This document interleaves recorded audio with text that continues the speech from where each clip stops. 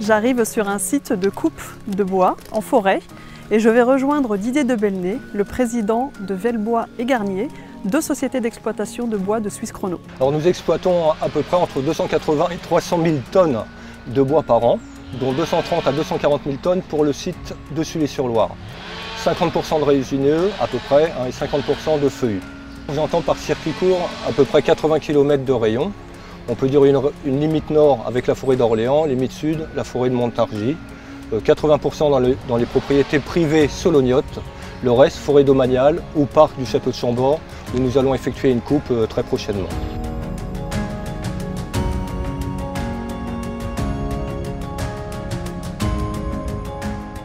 Nous sommes fabricants industriels de panneaux à base de bois, unique site en France à produire de l'OSB, pour une production de 400 000 m3 et l'équivalent de 500 000 m3 en panneaux de particules. Nous avons deux familles de produits, une à destination de la construction, où on retrouvera l'OSB, qui est depuis toujours un produit sans formaldéhyde ajouté, une des caractéristiques qui nous est commune, et que l'on retrouvera plus tard dans le projet du collège à Pithiviers. Pour ce qui est de la deuxième famille de produits, nous avons les solutions décoratives que l'on retrouvera dans l'ameublement et l'aménagement intérieur, où là encore, nous sommes au-delà des normes, puisque le souci et le confort de nos consommateurs priment.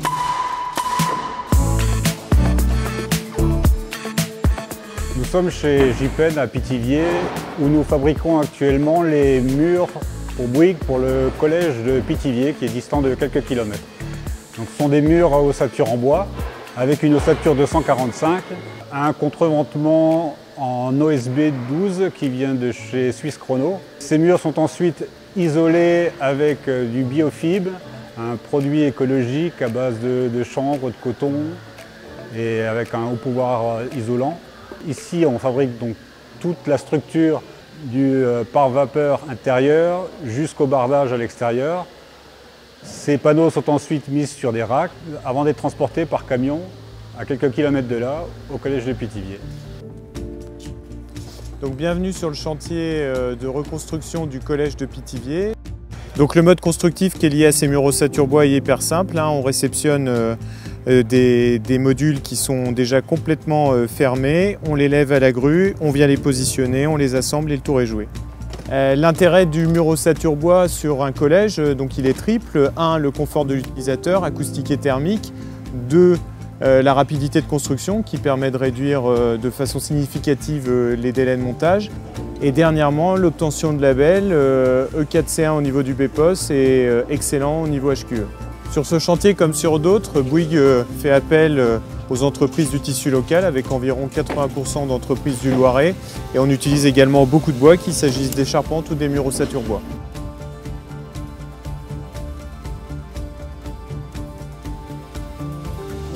Ok messieurs, donc là vous voyez on est en finition dans ce bâtiment qui devrait être livré d'ici un mois.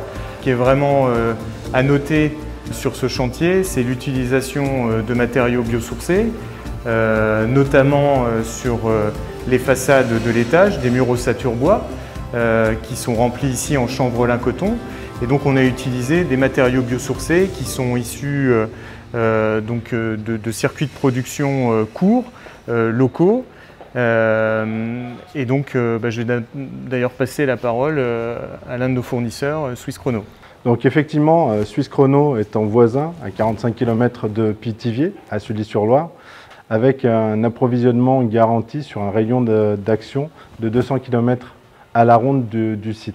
Dernièrement, nous avons adhéré au label Bois de France qui donc vient renforcer cette volonté de garantir un approvisionnement de bois français et donc rester dans le circuit court et circuit certifié. Ces panneaux sont utilisés dans ce concept-là de bâtiment via la société JPEN Roux. Effectivement, ces panneaux ne sont pas allés très loin puisqu'on est basé à Pithiviers et on est les fabricants de l'intégralité des murs du chantier. Donc c'est aussi ce qui nous a plu dans ce projet. C'était évidemment la dimension environnementale du collège, mais également son aspect, l'aspect social et vertueux de ce point de vue-là, c'est-à-dire de participer à l'économie locale. Oui, je pense que ce genre de bâtiment a un bel avenir devant lui, notamment avec toutes les normes là, qui nous arrivent, qu'il s'agisse par exemple de la RE 2020 ou tout simplement les objectifs qu'on s'est fixés en interne en termes de bas carbone, de construire 30% de nos bâtiments d'ici 2030 en construction bois.